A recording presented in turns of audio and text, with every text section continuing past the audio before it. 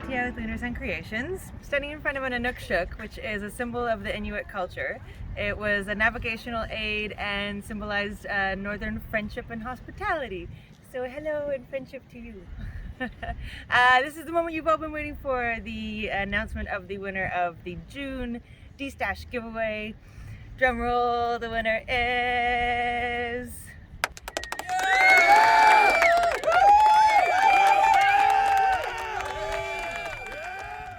So congratulations, and please send me your address and info via either Etsy or my email address, lunarsuncreations@outlook.com. And just a reminder to please send in your videos of all of your creations that you have made using a Lunar Sun Creations tutorial, and I will showcase them on my channel once a month. So I hope you're having an amazing day, stay safe, big hugs, and find your rainbow. For now.